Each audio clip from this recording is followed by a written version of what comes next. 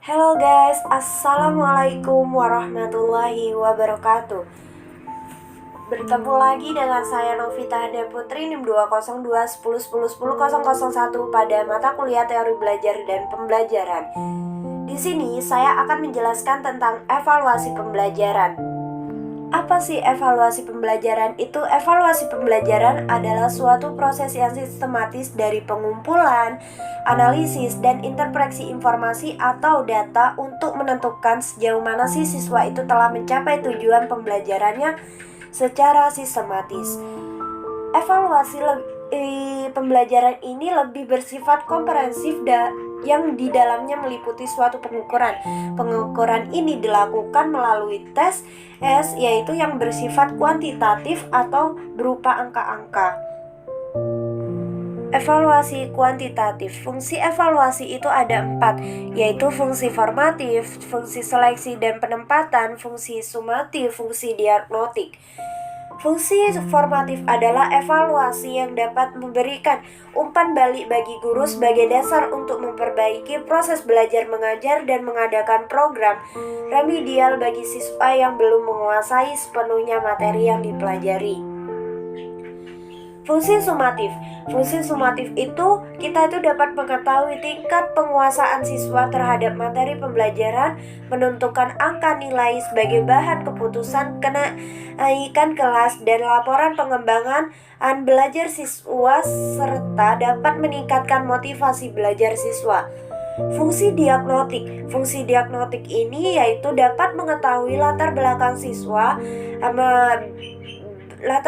siswa dari psikologisnya, fisik, dan lingkungannya yang mengalami kesulitan dalam proses belajar. Fungsi seleksi dan penempatan itu adalah hasil evaluasi yang dapat dijadikan sebagai dasar untuk menyeleksi dan menempatkan siswa sesuai dengan minat dan bakatnya atau minat dengan kemampuan yang dimiliki oleh seorang siswa. Jadi tiap-tiap fungsi ini memiliki perannya masing-masing dalam evaluasi pembelajaran untuk membantu guru mengetahui kemampuan siswanya. Untuk materi selanjutnya yaitu tentang tujuan evaluasi pembelajaran.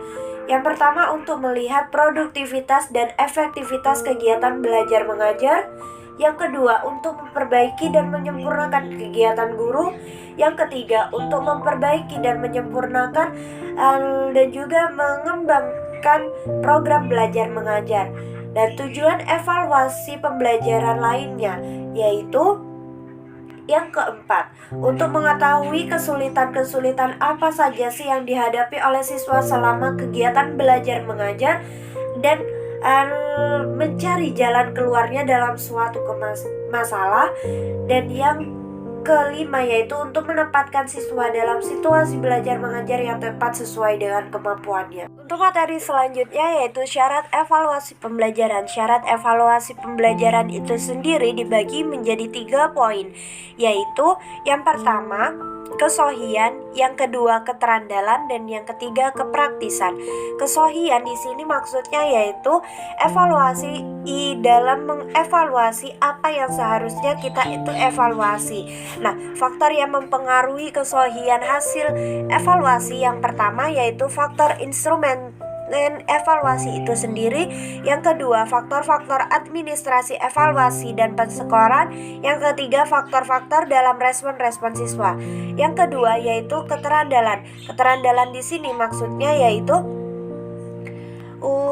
evaluasi yang berhubungan dengan masalah kepercayaan, yakni tingkat kepercayaan bahwa suatu instrumen evaluasi itu mampu memberikan hasil yang tepat. Faktor yang mempengaruhi keterandalan ini yang pertama panjang tes, yang kedua sebaran skor, yang ketiga tingkat kesulitan tes, yang keempat objektivitas.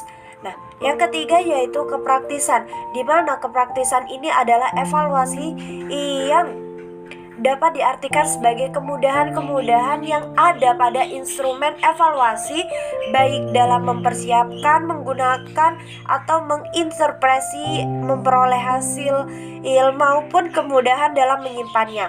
Faktor yang mempengaruhi kepraktisan instrumen evaluasi yaitu kemudahan administrasi, waktu-waktu yang disediakan untuk melancarkan evaluasi. Ketiga yaitu kemudahan men-skor. Yang keempat yaitu kemudahan interpretasi dan aplikasi. Yang kelima yaitu tersedia bentuk instrumen evaluasi dan ekuivalen.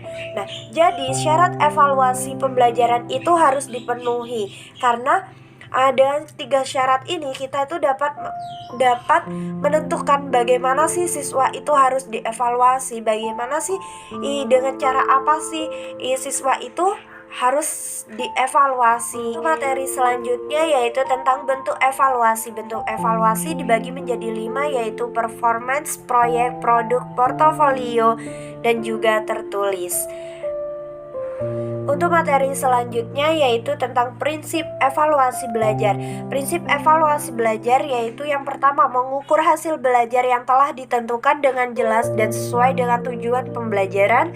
Yang kedua digunakan untuk memperbaiki hasil belajar.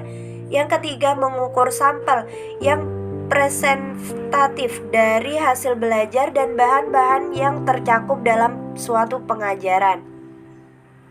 Prinsip evaluasi lainnya yaitu yang keempat, mencakup jenis-jenis pertanyaan yang paling sesuai untuk mengukur hasil belajar yang diinginkan. Yang kelima, dibuat dengan reliabilitasi yang sebesar-besarnya dan harus ditafsirkan secara hati-hati. Untuk materi selanjutnya yaitu jenis-jenis evaluasi pembelajaran.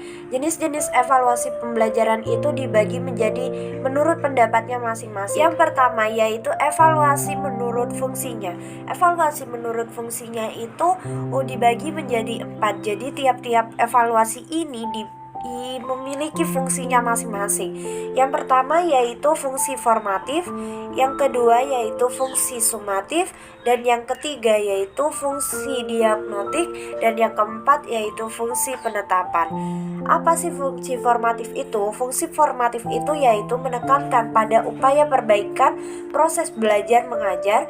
Yang kedua yaitu fungsi sumatif. Fungsi sumatif ini menekankan kepada penempatan tingkat keberhasilan belajar setiap siswa yang dijadikan dasar dalam menentukan nilai atau kelulusan siswa. Yang ketiga yaitu diagnosis, yaitu menekankan pada upaya memahami kesulitan siswa dalam belajar.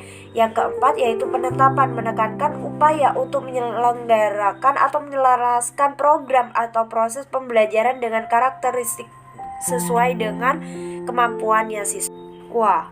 Yang kedua yaitu jenis evaluasi menurut caranya, dibagi menjadi 2. Ada evaluasi kuantitatif dan juga evaluasi kualitatif. Evaluasi kuantitatif yaitu dinyatakan dalam bentuk angka-angka. Evaluasi kuantitatif ini biasanya dilakukan apabila guru ingin memberikan nilai akhir terhadap hasil belajar siswanya.